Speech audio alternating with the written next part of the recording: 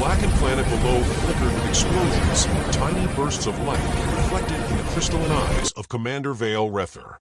He leaned back in his command chair as the latest human colony, Erebus 4, burned beneath his fleet's orbit. From this height, it looked less like a planet and more like an ember slowly dying. His bridge crew spoke in tones of boredom, not triumph. Colony neutralized. Resistance minimal, one officer reported. Vale tapped his claw against the armrest. Minimal? You mean non-existent? They always run out of courage long before they run out of breath. A ripple of laughter passed through the bridge. It was the hollow kind, the sort born from repetition rather than amusement. For the Xynar Dominion, humanity had been little more than an exercise in demolition. Dozens of colonies, scattered like spores across the void, wiped out in a campaign so efficient it no longer inspired even pride. Through the viewport, debris drifted like glittering ash. Vale studied it for a moment, his tone turning contemplative. Strange species, he said. So much energy wasted on building things meant only to explode later. His second-in-command, Lieutenant Threx, adjusted his shimmering armor and offered the kind of dry humor only the victorious could afford. Perhaps they evolved to die dramatically, Commander. Their broadcasts are full of it. Music, conflict, self-pity. A culture addicted to its own suffering. Vale allowed a small, humorless smile. And now they've shared that suffering with the stars. He rose, stretching to his full height, the translucent ridges along his back catching the light of Erebus's dying atmosphere. For a brief moment, the reflection made him look like a statue carved from fire. He relished that image, the noble conqueror, presiding over the end of a violent race. Then a sensor alarm cut through the quiet. "Commander," the comms officer said, confusion in her voice, a transmission. "Low-frequency, analog modulation. Source, the surface." Vale frowned. "Put it through." Static filled the air. Beneath it faintly, too faint to be random, came the sound of a human child's voice, distorted but unmistakable. "Is anyone there? Please, we." The signal cut abruptly. The bridge fell silent. For a heartbeat, even the hum of the engines seemed distant. Then Vale waved a hand dismissively. "A recording. Sent automatically. Nothing worth concern." Threx nodded, already moving to clear the signal from a log, but Vale stopped him. "Mark it anyway," he said quietly. "It's peculiar. They still send distress calls, even when there's no one left to answer." He turned back to the viewport, watching the colony crumble under a final strike. "Prepare to rejoin the fleet," he ordered. "There are whispers the Council is preparing to move on Terra itself." That drew murmurs from the crew. "The homeworld," Threx said, unable to hide his surprise. "Isn't that symbolic overkill?" Vale's expression hardened. Symbolism matters. Ending a species properly means erasing where it began. Hours later, the War Council chamber aboard the flagship Dread Sovereign pulsed with holographic light. Representatives of the Dominion's elite, the same beings who had once feared human aggression, now laughed over maps of the Sol system. "Primitive defenses. Weak planetary shields," said one of the admirals. "Earth will fall in less than an hour once we breach orbit." Vale stood at the edge of the projection, studying the blue planet at its center. It looked small, fragile, and unguarded. Yet something about its silence unsettled him. "You're sure the data is current?" he asked. The technician confirmed. "Our probes show minimal fleet presence. Surface technology outdated. Nuclear-era power signatures, nothing more." Vale tilted his head, curious. "Outdated or hidden?" The room chuckled. One counselor smirked. "Come now, Commander. Humanity couldn't hide a secret if it painted it on a billboard. They're predictable. Their defiance will end as all their wars do, in ruins." Vale didn't laugh this time. He remembered that faint analog signal, the child's voice. Something about it nagged at him. A species so fond of war shouldn't surrender this quietly. Still, the order was clear, and the Dominion didn't tolerate hesitation. He saluted crisply. "Very well. I'll lead the assault. Let history record that the Xynar Dominion ended the human age."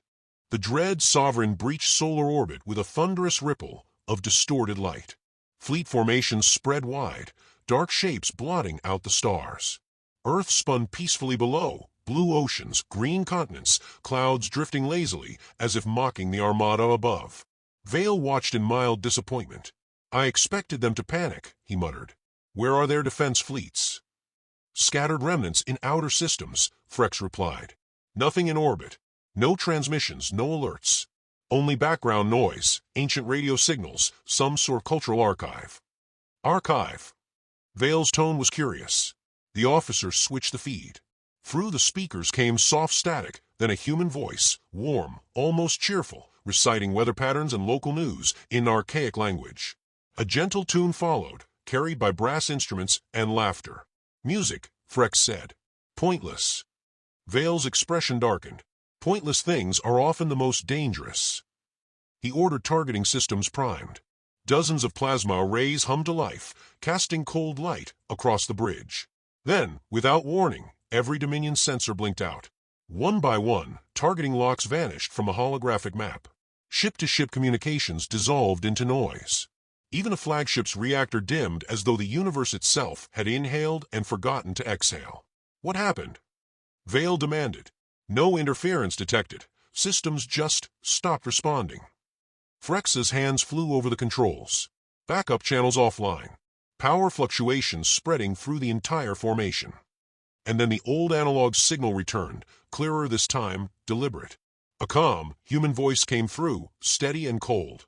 Zynar Dominion Fleet, this is Admiral Sarah Kane of Earth Defense Command. You have entered restricted space. Disarm and withdraw immediately. Every eye on the bridge turned toward Vale. For the first time, uncertainty rippled through the crew. Vale's claws tightened on the console. That's impossible. They can't. The lights on the bridge flickered again, and when they returned, the stars outside were gone. In their place hung hundreds, no, thousands, of silent metallic forms surrounding the fleet, glinting faintly in the sunlight. Kane's voice returned, quiet but final. You've mistaken our silence for weakness. That was your first mistake. Your second was coming here. The line went dead. Vale stared into the abyss beyond the viewport, his reflection merging with the cold gleam of human machines that had not been there moments ago. His breath slowed, each inhale sharper than the last. Commander? Frex asked. Vale didn't answer. He was too busy realizing what every great conqueror learns at the end of their empire. Sometimes the prey only looks small because it's waiting for you to lean closer. He whispered, more to himself than to anyone else. Why did the planet blink? And in that moment, the war that had felt routine began to feel like the beginning of something humanity had been preparing for all along. Silence filled the Dominion flagship like a living thing. Every console glowed dimly. Every officer spoke in half-whispers, afraid that sound itself might draw fire from the human machines now circling them. Vale stood motionless, the soft shimmer of his crystalline armor reflecting the faint blue light of Earth below. It was beautiful in a way he had never noticed, alive, defiant, utterly still. The calm before something vast. Status, he demanded. His crew hesitated, glancing at each other. One officer finally spoke. Primary weapons unresponsive. Navigation locked. We've lost control of propulsion. The system believes it's already docked. Docked. Vale turned sharply. Yes, Commander. To what we can't tell. Something's overriding our core functions. Then came the voice again, Admiral Sarah Kane's, steady as ice. You've been disarmed. Do not attempt countermeasures. Your ships are now under containment protocols. Humanity requests your immediate withdrawal from the solar zone. Kane's tone was neither angry nor triumphant. It was surgical, detached. To Vale, that was somehow worse than rage. Rage meant emotion, predictable, exploitable. This was a voice from something colder. Trace the source, Vale ordered. I want her location. We can't, Commander. The transmission's bouncing between satellites. It's everywhere. On the holomap, icons representing the Dominion fleet flickered red, one after another. The system identified hundreds of unknown craft positioned in perfect orbital formation. None emitted power signatures. None broadcast signals. Yet they were there, patient, silent, coordinated. Vale forced composure into his voice.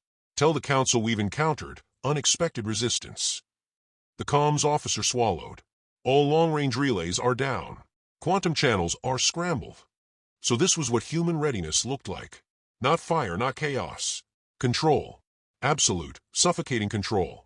Vale's claws dug into the metal railing. He looked at Frex, who avoided his gaze. They planned this, Vale murmured. They wanted us here. A faint flicker passed over the viewport. For a moment, the vastness of space bent, then righted itself. Something massive shimmered into existence. Dozens of enormous metallic mirrors unfolded, catching sunlight and bending it into focused streams of energy that passed harmlessly through the Dominion formation but left trails of interference on every sensor.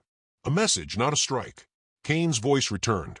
We warned you not to mistake observation for weakness. For 30 years, we've let you watch us, study us, underestimate us. This is your education. Frex whispered, she's playing with us. No, Vale said quietly. She's teaching us. He stepped forward, eyes locked on the planet. Humans don't bluff. They threaten to survive, not to boast. The flagship shuddered as if struck, though no impact registered. Data feeds exploded across the consoles, human code infiltrating their systems, rewriting command pathways in perfect synchronization. Within seconds, the Dominion ships were blind. Their targeting arrays displayed nothing but one repeated message: stand down. Fire something, anything. Frex shouted, but the guns didn't respond. Instead, the ship's internal displays filled with images, grainy, historical footage. Soldiers in muddy trenches. Cities flattened by fire. A mushroom cloud blooming silently. Humans killing humans, endlessly, brutally. The bridge fell into stunned silence.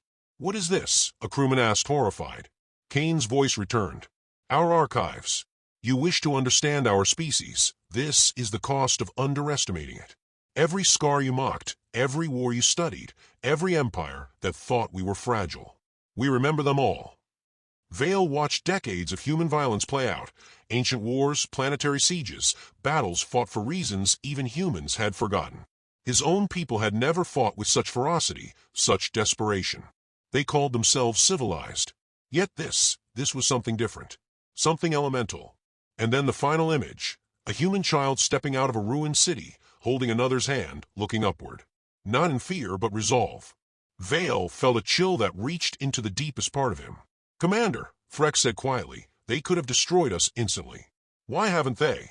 Because they don't need to, Vale replied. They're proving a point. He finally understood the scale of his misjudgment. The humans hadn't survived because they were lucky. They had survived because they had built a civilization upon the memory of their own near extinction. Every defeat had been a rehearsal for survival. Every war had been practiced for this moment. He leaned toward the comm console. Admiral Kane, he said, forcing his voice steady, you've demonstrated your strength. What do you want? Static answered at first, then her voice again, calm and absolute. We want peace. A peace that cannot be challenged, cannot be undone, cannot be misunderstood. You came to end us. We came to end the reason you could. Vale exhaled slowly. You mean to rule through fear? No, Kane said. Through memory. The channel cut. The Dominion fleet drifted powerless in orbit for what felt like hours. Systems began to return, but only partially, just enough for movement. Human vessels withdrew in perfect formation, never firing a single shot. The message was clear. If they wished, they could end the Dominion right there. But they didn't. Vale watched the receding ships, sleek and silent, and felt something alien claw at the edges of his thoughts. Respect, maybe even awe. She could have erased us, he murmured. Frex didn't respond. He was staring at the screen, still displaying that final image of a human child. Transmit to High Command, Vale said softly. Tell them humanity is not what we believed. They are not the relics of war. They are its perfection. The ship's communication core sparked faintly as it tried to comply, but the signal went nowhere. Somewhere deep in the interference came one last transmission, a human voice whispering words, almost gentle. Leave now. Vale gave the order to retreat. The fleet began to pull away from orbit, silent and wounded but alive. Earth shrank behind them, the blue of its oceans fading into the black. He remained by the viewport long after the planet disappeared from sight, hands clasped behind his back, expression unreadable. Commander, Frex said finally, do you believe they'll pursue us? No, Vale answered. They don't need to. They've already followed us home, in our minds. For the first time in his long career, he didn't feel victorious or defiant. He felt studied, judged, changed. And somewhere in that cold realization, beneath layers of military pride and political obedience, a seed of fear began to grow. Fear not of death, but of understanding. Because Vale could already sense what the Dominion Council would do when they received his report. They would ignore it, dismiss him as paranoid, call humanity a desperate anomaly. He almost pitied them. As his fleet disappeared into the dark, Vale looked once more toward the faint glimmer of the Sol system and whispered to himself, "We didn't conquer them. We trained them." And in that moment, he knew that the war wasn't over. It had just evolved into something the galaxy wasn't ready to face. The stars were quiet again, but silence had taken on a different meaning. It was no longer the calm of dominance, it was the pause before a reckoning. Deep beneath the Antarctic ice, Admiral Sarah Kane stood before a vast holographic display of the solar net, an intricate lattice of orbiting defense structures stretching from Mercury to Neptune. She watched as new nodes came online, one after another, their lights blooming like cold fire across the void. Every flicker meant control, and control meant peace, at least in theory. Her reflection on the glass caught her attention. The lines around her eyes had deepened. Years of preparation had sculpted her into a figure of calm authority, but even now, the victory felt heavy rather than triumphant. She turned to the quiet presence beside her, Argus, the central defense intelligence that served as Earth's unseen strategist. Its voice was neither male nor female, only measured and composed. "The Dominion fleets have withdrawn beyond Saturn's orbit," Argus reported. "Their subspace communications suggest disarray. Probability of renewed assault within the next rotation, 4.7%. "Too high," Kane murmured. "Make it 0. "Understood," the AI replied. "Initiating silent pursuit operations. Would you like authorization for psychological containment broadcasts?" Kane hesitated. The phrase itself was sterile, but she knew what it meant, targeted transmissions that induced fear and submission without a single shot fired. "No," she said at last. "Not yet. Fear spreads faster than peace. We'll win one, lose the other." Argus paused, as if considering her reasoning, though she knew it was only calculating. "Emotion detected in your tone, Admiral." "Doubt." She exhaled softly. "Perspective."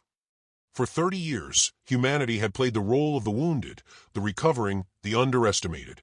But now they were something else entirely, keepers of a peace enforced by near omnipotence. It was power of a kind that could easily consume those who wielded it. Kane feared that far more than any alien armada. The chamber doors opened, and General Soren Malik stepped in. His uniform was immaculate, his posture rigid, but his expression betrayed the same unease that haunted everyone in command. "You should see what the outer fleets are reporting," he said. "Dominion forces aren't regrouping. They're fracturing. Civil unrest. Mutinies." Kane turned toward him, eyes narrowing slightly. "They're afraid." "Afraid doesn't cover it," Soren replied. "They're unraveling. Some worlds have declared independence. Others are surrendering to no one, just laying down arms and waiting for instructions." She crossed her arms. "Then they've learned faster than we expected." He studied her carefully. "You almost sound sympathetic." Kane met his gaze.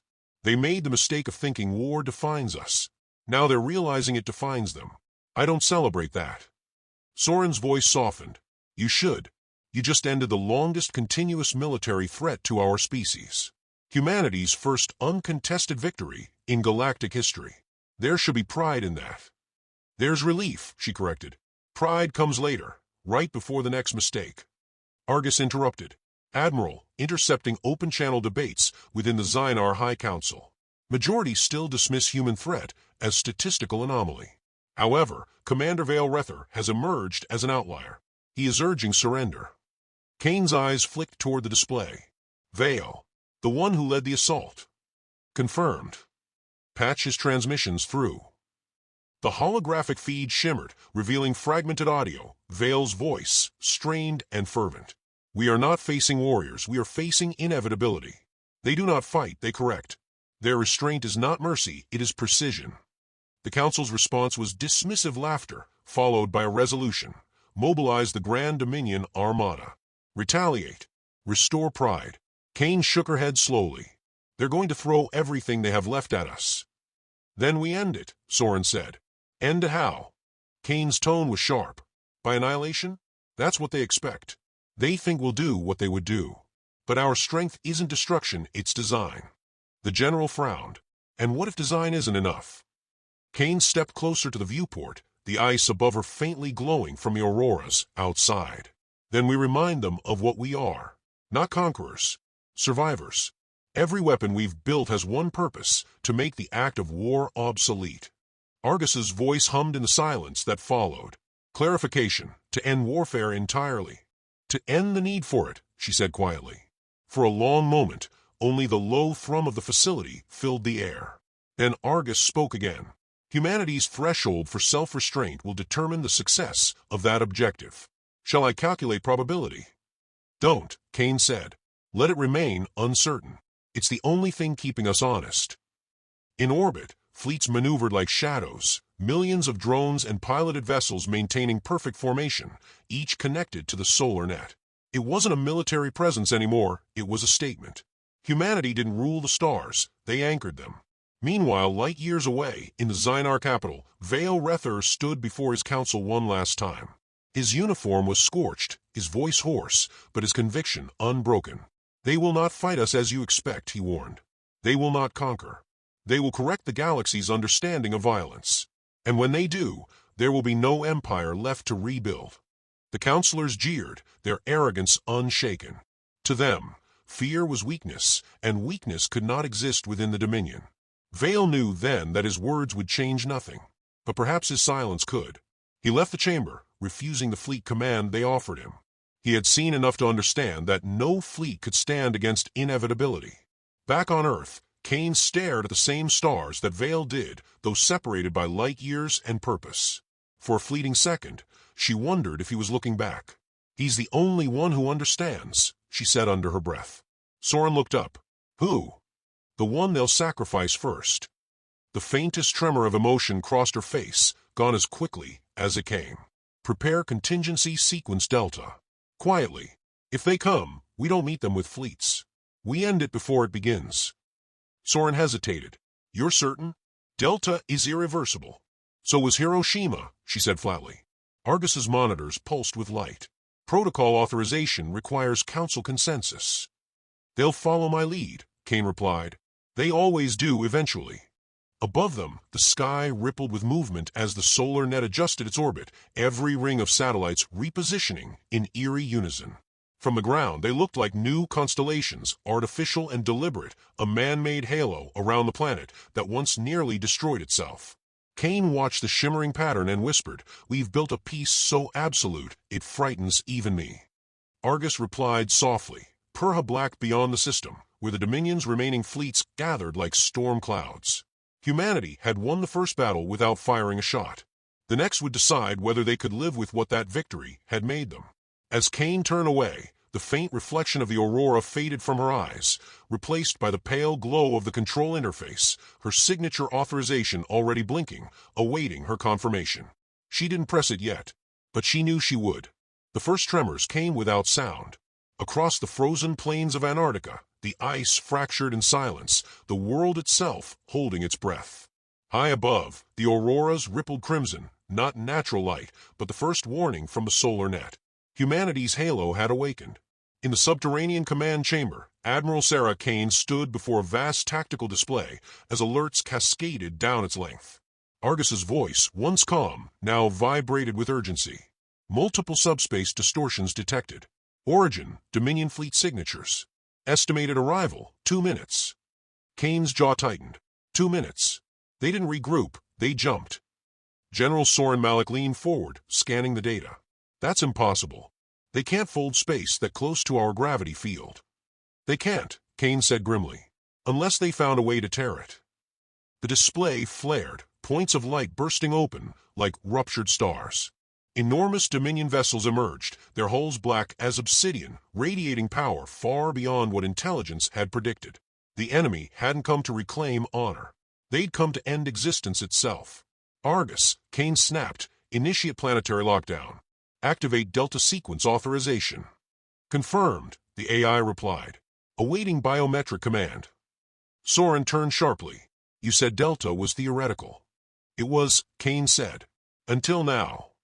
Above the planet, the solar net began to shift. Hundreds of defense platforms folded into alignment, forming luminous geometric patterns in the upper atmosphere. They weren't weapons in the traditional sense, they were deterrents, designed to disrupt quantum communication, to disarm entire fleets through confusion and collapse. But the Dominion had evolved. Energy readings spiking. Argus warned. Dominion ships are deploying antimatter lances. Kane's voice cut through the chaos. Hold them steady. If they breach orbit, Earth burns. The first strike came like a sunrise. The polar sky ignited, white fire lancing through the dark. The ground shook, the command chamber flickering with interference. Soren steadied himself against the console. They're hitting the net directly. They want us blind, Kane said, but they're underestimating us again. Argus flickered, voice momentarily distorted. Warning, solar net integrity falling below 70%. Recommend fallback to contingency Omega. No, Kane said. Not Omega. We stay the course. Admiral, Soren said, stepping closer, voice low, almost pleading. If the net collapses, Delta won't matter. We'll lose control of the deterrence grid. Kane turned to face him fully. Then we'll win by losing control. For a moment, he thought he'd misheard her. But she was already inputting coordinates, manual overrides that bypassed even Argus's protocols. The chamber filled with warning sirens. Argus spoke again, its tone shifting, almost human. Admiral Kane, these actions exceed your authority. My authority ended the moment they arrived, she said. Now I act as a survivor, not a soldier. The Dominion fleet advanced, their formation perfect, too perfect. Argus's scanners revealed the truth. The ships weren't crewed. They were hollow. Automated vessels carrying something deeper within. Central cores detected, Argus announced. Quantum-seeded warheads. Estimated yield, planetary annihilation class. Soren's eyes widened. They're not here to fight. They're here to erase us. Then they'll have to erase everything, Kane said quietly. Argus link all net arrays.